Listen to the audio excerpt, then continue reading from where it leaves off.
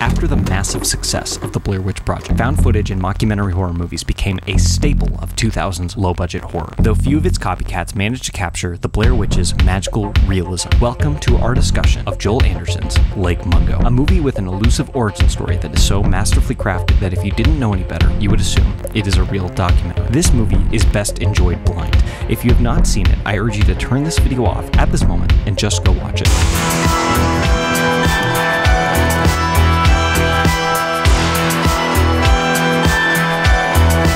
Demons 3 was the church. Demons 4, there's 3 movies that are called Demons. We're back! Please stop talking about your BS. Yeah. That was insufferable. They were talking about critters for like longer than the movie. Dude, I was coming in and out of here and like setting stuff up, and every single time it was like, and then I watched Critters 4, which is actually worse than Critters 3, which was bad. We should start our own channel. We should. That would be cool. We should do that. Or like just bad movies. That'd be fine. We've already signed up. They're doing this bit because it exists already. We gave it to them and they don't do anything with it. They come here and they talk about their shitty horror movies. They trap us in and they force us to do themes where we have to watch mockumentaries about horror movies. We're locked in here with you. This is our channel. I told you they're separating us. Alice kept secrets. She kept the fact she kept secrets a secret. Something bad is going to happen to me. I looked back and there was footage of a figure moving across the hallway. Something was happening inside that house and I wanted to find out what it was. We checked the tapes. There was a ghost. I'd actually have tried to recommend it in earlier years, and then I bought it because it's the only way you can buy it is a really shitty DVD that's like, oh, 8 movies to die for, or whatever. Like, it does not have like a real release. It has Morgan Freeman on the cover. Now it's on Tubi. Which I was pretty annoyed when I discovered that it's on Prime. I was like, I gotta pay for the scrap. Tubi is great. You have Tubi? Everyone has Tubi. It's free. Tubi's free? Tubi's free. It's owned by Walmart, I think. Tubi is great. Tubi is free. Why would that matter? But you guys know it's on that one. I get the app, and I was like, oh, I gotta pay for the app. It's like, the app is free. And then really? I'm a big fan of Tubi. Why didn't IMDb, when I looked up, because IMDb will tell you how you can watch something when you click on the movie. Yeah. They're trying to get you to pay for it on Amazon Prime. Like you do. That's anyway, I paid $4 for that. You paid $4? I did too. Oh man. Did you know Tubi's free? I didn't know Tubi. I don't have Tubi. I'm a big fan of Tubi. Actually, this video is brought to you by Tubi. What else does Tubi have? Tubi's got everything, dude. It's got No, it can't have everything. Because this is an advertisement that's scrolling past all the thousands of titles you can watch for free. Tubi's so free. How many movies are there? What? Lake Mungo?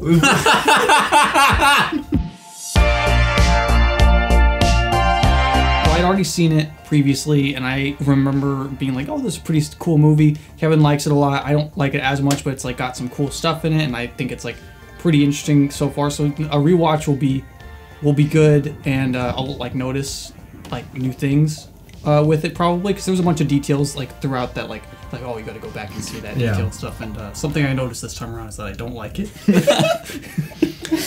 That was my thoughts going in. I really don't have much else to say. You shouldn't. And I heard a bunch of people online, all similar to Kevin, where they all had really positive things to say about it. So I avoided it naturally.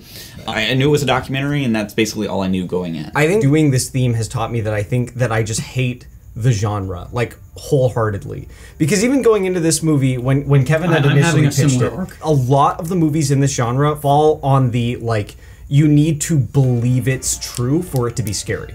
And that's what I'm always worried about going into one of these types of movies, is like, is it going to hold up on its own, or do you need to buy into that this is a real documentary for it to be scary at all? Like the Blair Witch Project, that was most of the kids watching were not born yet when that movie came out. I remember being in like elementary school and hearing about the Blair Witch Project, and my friends in the schoolyard talking about how scary that movie is and how it was real. Like in the schoolyard, that movie was real. It was not like, well, even outside of it, people legitimately thought the Blair Witch Project was a real found even footage. If they didn't believe it was real, they were like, but there's all these crazy stuff. Like, everyone did die when they made it, even though it's fake. The best thing about Blair Witch Project, finishing up anything on it, is the marketing campaign was made by a fucking genius from 20 years in the future. I would argue the same thing with Paranormal Activity. It had the same viral marketing where it's showing the people in the theater. Like, that was the marketing. It wasn't the movie. It was showing you the night vision people in the theater that was like, this movie will kill you if you watch it. Like, that is how scary it is. It is so scary you will die watching it, like these people dying in the theater. I thought that Lake Mungo was fine. as far as a horror documentary coming off of Horror in the High Desert, I really appreciated that it felt like a real documentary. It's acted really well. All the like B-roll footage is really authentically done. Like all the news footage looks like genuine news footage. In that genre of like mockumentary, like fake documentary horror movies, not found footage, it's like the most authentic feeling. Overall, I think I'm kind of middle on it. There was one part that really scared me, but that's kind of like towards the end. That being said, I did not ever find the movie very compelling or scary. Most of the horror kind of revolves around looking at the same set of images and noticing new spooky details in them, but I really just didn't find it that scary or interesting. I'm into the movie up until about the point where, if this isn't much of a spoiler because it doesn't go anywhere, when they start like revealing stuff with like her and the neighbor and stuff. That's about the 50-minute mark. Yeah, I'm just kind of like, you guys are just like, you didn't have enough, you know? There's a lot of plot threads like that are kind of introduced, and then they either don't really go anywhere that interesting, or they happen too little too late. Like, that's a good example of one that, like, it happened, I was like, oh, why? Like, we should have found stuff like this out way, way long ago. There's a twist about halfway through. To me, it wasn't a big enough twist for, because, like, the plot isn't really going anywhere by that point. We're setting up these things. The girl died, but there's not really a mystery to it. At no point was I like, oh, there is some bigger mystery here that needs to be solved. It was, she drowned. It needed a better hook, I felt, in the beginning, in the opening minutes, to have me being like, okay, there is more to learn here. The movie has more than she drowned. And for the longest time, it doesn't really feel like it sets that up. And then when it does set that up, it's already moved on to the ghost stuff, and the ghost stuff is why you're really here. So it needed to either get to the ghost stuff sooner or have a better hook in the beginning. Do you want to go before me, Kevin? Or do you want me to go? Go ahead. Okay. I had a lot of issues with Lake Mungo. I don't want to call it bad, but there was a lot of issues I had, mainly with like the structure, where you kind of touched on it, where the first half of the movie, instead of being 45 minutes, it should have been like 25 minutes, because there's actual mysteries that appear at the 50-minute mark. Yeah, I would. And that's when the movie actually starts. I got really frustrated with the movie then, because I was on board for it. I usually prefer a little bit faster movies, but I'm like, I'm fine with it. And then something happens, and I'm like, are you fucking joking with me? I got really frustrated. What is that thing? We can just edit it out. It's when they reveal that the brother was just hoaxing it all. And I'm like, all right, then what's the fucking point of this movie? Because right now, there isn't a plot. To me, he almost should have been the main character. Like, we should have been following him from the beginning. The brother felt underwritten. Yeah. Not in the fact that, like, he's a bad character. There is not enough of him, and it especially doesn't explain some of the things that he had done. Yeah. Where I'm like, you need to explore this character more. Oh, I friggin' did that because, like, my mom was friggin' sad. And I thought this would friggin' make her happy. I thought maybe that friggin' she would, like, be happy because her daughter's a friggin' just like, ghost. I know she's, like, dead and all, but, like, if she was a friggin' ghost, like, so I'd be happy. So I was really keen on this idea that Dad had misidentified her body. So I knew that without more evidence it wasn't going to happen, so I made the photograph. I get your frustration, but it also, like, builds validity to, like, the actual spooky stuff, where it's like, oh, I did this whole thing, it's a hoax, and you're just like, oh, crazy, so this is all cut and dry, and then it's like, but that I didn't fake, and that I didn't fake, and there is actually spooky stuff going on. Now that we know that the cat's out of the bag as far as who's faking it is out, it's like, okay, nobody's faking it, so what's going on, you know? The way I reviewed it on Letterboxd is I called it boring Australian Twin Peaks. The first line is Alice kept secrets, and she kept the fact that she was keeping secrets a secret. And so I'm like, oh, their last name's Palmer. That's kind of funny. That's kind of a coincidence. Wow. Really? Holy shit. Oh, what? And they then just watched Twin Peaks. What they need to do is they need to do a Laura Palmer situation. And then a Laura Palmer situation happens. I'm like, oh, is this what the entire movie is? And then I'm just watching Australian Twin Peaks without the quirky characters. One of my main issues is, like, there's also a lot of characters at the beginning where, like, they keep interviewing and introducing more the characters. boyfriend comes back at the end, and I was like, who the fuck is that? When they're also doing his interview, like, in the mountains? In the park or whatever. Yeah. One of my notes was, I guess my girlfriend was probably having sex. She didn't say she was having sex with that couple. I thought we were pretty good together, but I guess she was fucking that married couple. Yeah. It is the problem with this structure. structure largely and this goes for both the movies that we just watched, is that you're interviewing characters after the fact, which means that they don't have agency to do something in the future. If you write a scene with dialogue where two characters are talking, you can get the same information that you'd get in like an interview, but it's through dialogue. It's kind of conversational, and then they can impact each other so that they go and make decisions based on whatever their headspace is in that moment. So then you can move the plot forward through that. But if you're interviewing everybody after the fact, you're literally just getting how they feel about it now, and they're not going to do anything in the future. So like with Twin Peaks, you can get the boyfriend, he gets locked up, and he's like, I didn't kill Laura Palmer, and then he can do things in the future. Like that, him being mad about not killing Laura Palmer or whatever can affect the plot going forward. The boyfriend can't affect the plot going forward. Yeah, on the whole, I didn't find any of it spooky. I had some nitpicks, but I'm not going to get into them because they're just nitpicks. I thought it was a near perfect movie. I think everything you said. I understand all your points. I literally just disagree. You said the pacing was bad. I didn't like that reveal halfway through, and I said I disagree. I liked it the way it was. It's like, oh no, I wanted this whole thing. I wanted this to work out. And I'm like, if you're trying to capture a documentary, things just do not work out. It is filmed after the fact. You just get these people talking about what happened in the past. It adds to the realism of it could just, like, these are just people that this could have just happened to, and there's nothing so overt and so stand out.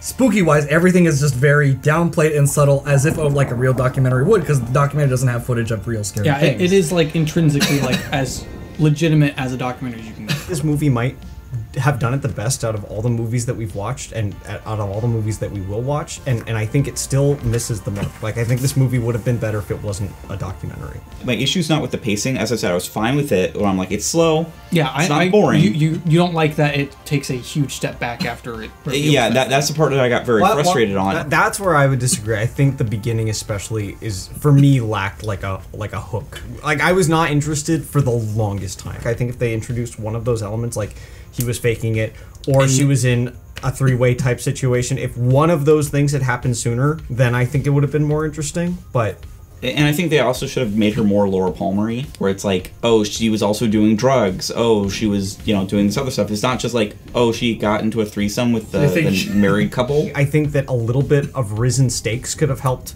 Feeling attached to her struggle might have made the movie feel a little bit better for me. Even if they were ordinary parents, how the heck are you going to tell your parents, this couple that lives right across the street, we had a gangbang? No, like I said, I'm not saying it's unbelievable. I'm just saying that, like, as the movie stands, I think it could use a raise of stakes. If there's risen stakes from, it's like, oh, the married couple blackmailed her into it, and she was in this toxic situation, and she was ashamed to bring it to her parents. And this is why it was really weighing down on her. You could make the argument that that's below the surface, and you just have to make up that story, but it's not in the movie as it stands. Well, I picked up more on stuff like that a second time around. Like, I was like, oh, right, the whole couple thing. And I'm like, oh, and they're gone. And so, the more I started thinking, okay, well, what are they not showing, and why wouldn't they be showing it? Like, for instance, like the fact that the boyfriend's just filmed in the rocks. You start to piece together, okay, why is everybody else normal? Why did he, he's like, oh no, you're not coming over to my home. And then you just start kind of insinuating these things about like how the interview took place and what kind of happened. So this time around gave me an opportunity to kind of read between the lines. They do have those little nuggets of like setups in there, like, because when I was watching it, and they had like that first footage where the first footage he faked and stuff, and the one guy that snuck into the house is in the footage. Yeah. It's there from the get-go. It's like in plain sight. The end credits when they just show all of the hidden Alice's throughout like all the pictures and video. Like, I like knowing a lot of those, I was like, all right, I'm like, are they gonna do that thing where it's like, oh, it was there, and then it actually wasn't there? They just they added it. I'm like, nope, it is there every time. Like, I paused and zoomed in. I was like, nope, they were there from the beginning. You just missed it because you were looking at something else. Yeah. Do you have any more things that you want to say? Fire them off. Well, honestly, I don't have much. I mean, really, like, this is Keegan versus Kevin SmackDown 2022 Lake Mungo Style. Like Mungo Style, dude. Keegan's point is that there's not enough alligators in it. Would you recommend Lake Mungo? Yeah, even though I'm not in love with it. Like, my first time watching it, though, I was like, oh, this is pretty interesting. I like this well enough, and so because of that, I'd still recommend it, because it's like, it's unique and well done enough to warrant a watch, especially if you're a horror fan. It's just like, it's better than Paranormal Activity or any of those other. Don't see those, please. Yeah, don't watch those. Like, this one is like, at least, even if you don't like it, at least it's capitalizing and actually like fulfilling what it's trying to do. The acting is really good. Yeah. They're all like really believable in their roles. Like and it seems like stuff that they would have said just right there that day. Yeah. Even though I would say it's probably scripted. Oh, yeah. But like it's just like it just comes across so genuinely and so authentically. The only aspect technically I feel about the movie that feels a little less documentary and more horror-y is that they do so many zooms on the characters in the interviews. Like it is going back and watching it, I was like, it's like every interview they do this. And it's like you're just talking about the cereal you ate.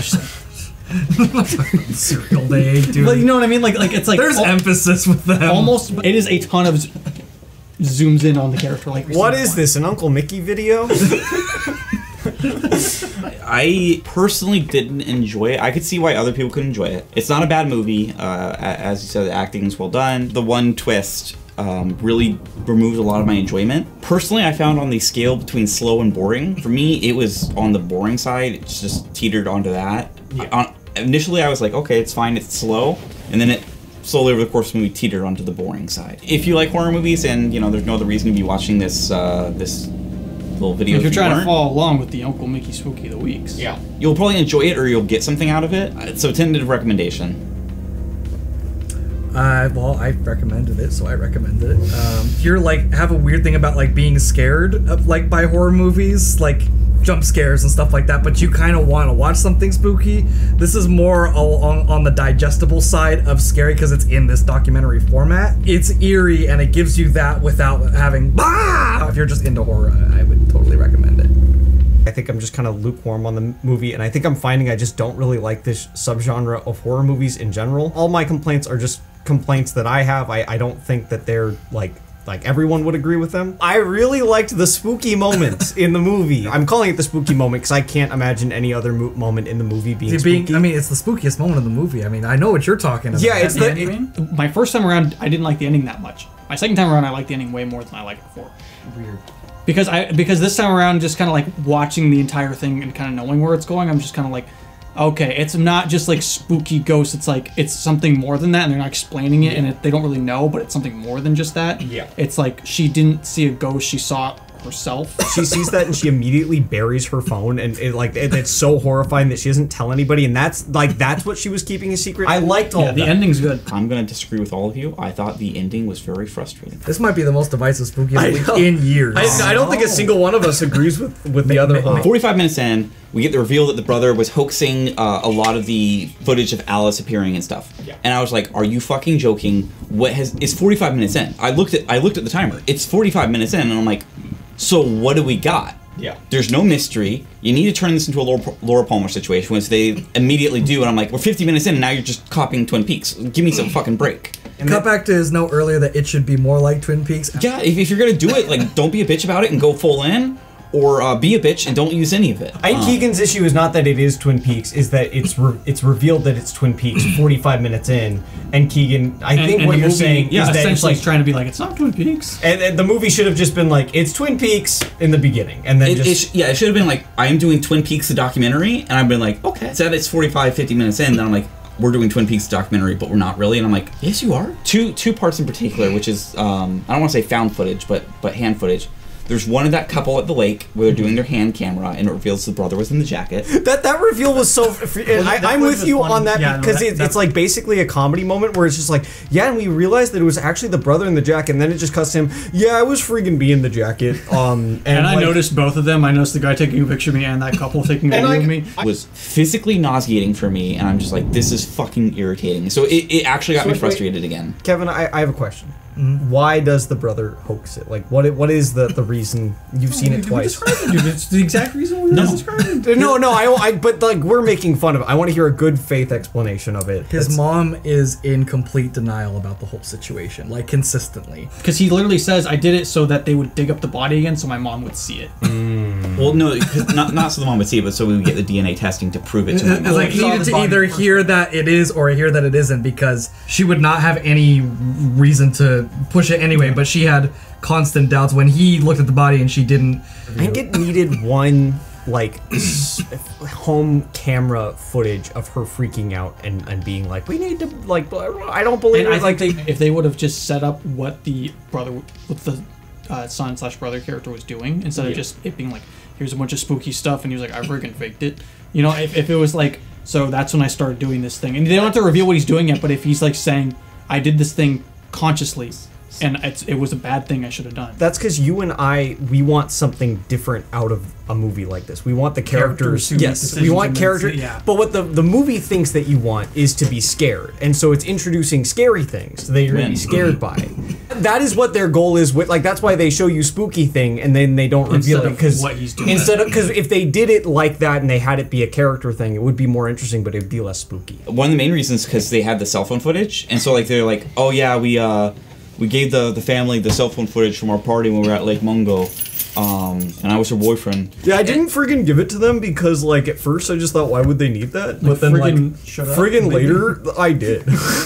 All that cell phone footage of them at the party, again, physically nauseating. I'm like, it's low quality, it's shaking, it's like moving around super fast, and so for me, I'm just like, I'm getting irritated and frustrated. I don't like that stuff. It gets me really annoyed because I'm like, what the fuck are you trying to show me? It's low resolution. You're moving a lot, it's hard to focus on anything, and they're like, you can see here that she was burying something in the ground.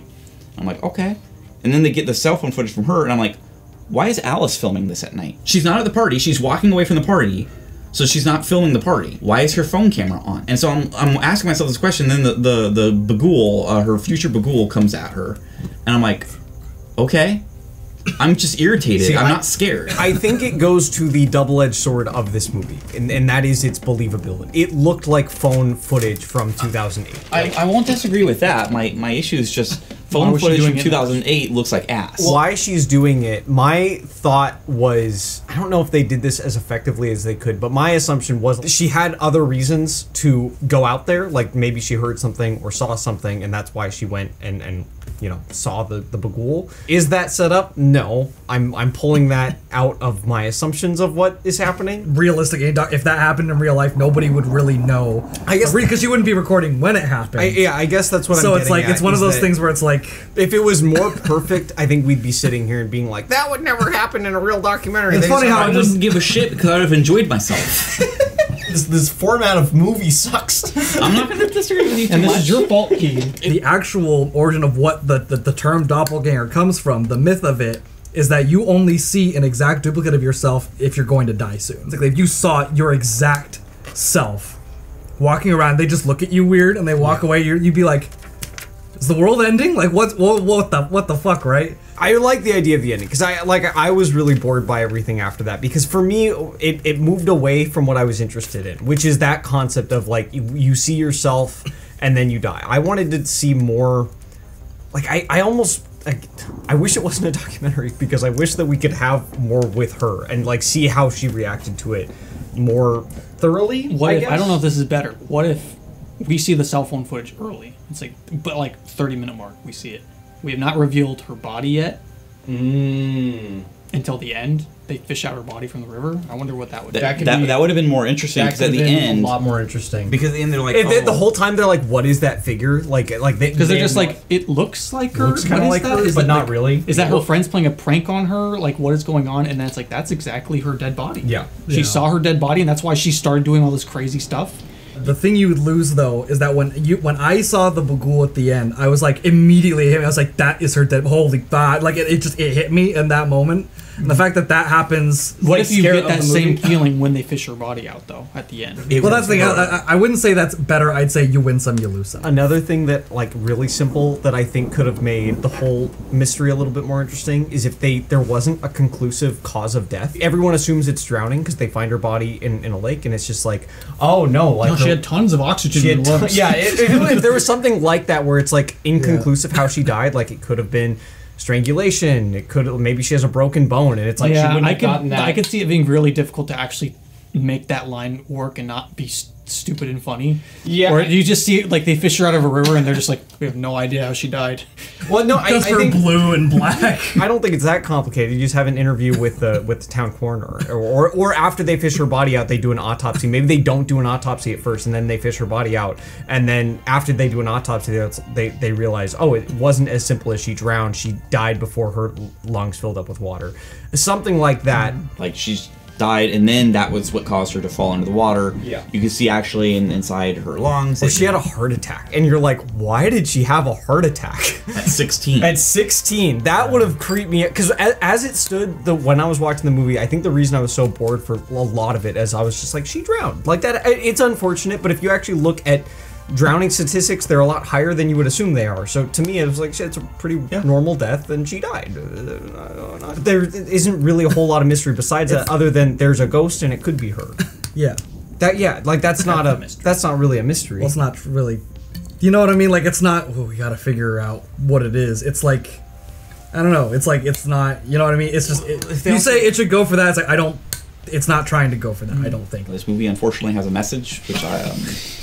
Keegan is a big hater. That is the most Keegan thing ever. This movie unfortunately has a message. After they reveal that the neighbor had sex with her, they interview these like 3 random girls. That, And okay, here's my irritation. She's like, oh yeah, no, we never would have guessed, and they're wearing like their bathing suits or whatever, and then it's intercutting between them being interviewed and footage from a party 3 years ago. They're wearing the exact same bathing suits and they look identical. That is a nitpick, Keegan. I'm look, is their hair in the same way? I think I literally, as I said, it's a nitpick. I'm not saying this is an issue against the movie. I'm saying it's a personal nitpick where I'm like, these girls are and wearing Keegan the exact was paying same. attention to this because he wasn't enjoying himself. Yeah. Here's what I will say about the movie is that there was no detective that was running around. Yeah, I was just gonna say my final thoughts are. Friggin', I think that. Friggin', I just start shooting my gun into the wilderness. The thing I appreciate with this movie is that I enjoy the interviews. They're well written, well acted, and not just Gary wouldn't go out in the woods by himself and not come back. He would never. Not without a dog. Alice would not disappear in the water. She would not. She always comes back out of the water. Would always go in the water and then come back. She never goes in the water without coming back. It's just Alice is just like the best swimmer ever. Like she's not just a swimmer; she's a survivalist, and she's a survival swimmer. Final Thoughts is badass. It's near perfect. Go check it out, please. It's amazing. But yeah, Lake Mungo. I said everything I need to say. Don't see it. I mean, or do see it. If one of us convinced you one way or the other, good for us, I guess. Good for Tubi. Good for Tubi. Tubi's free. Don't pay $4 for it like I did. This should be the last time for Tubi. Yeah. So yeah, thank you for Tubi for sponsoring this video. Tubi got. I'm gonna be checking out what other garbage is on Tubi. They got some great stuff on Tubi. Actually, I'm pretty sure Horror in the High Desert was on Tubi as well. No, it is. Yeah, it is. Thank you guys for watching. We'll see you guys next week when we talk about another spooky movie. We have to continue to watch these movies that are all the way to the end, baby. 2 more weeks, baby. I don't want any of it. Wait,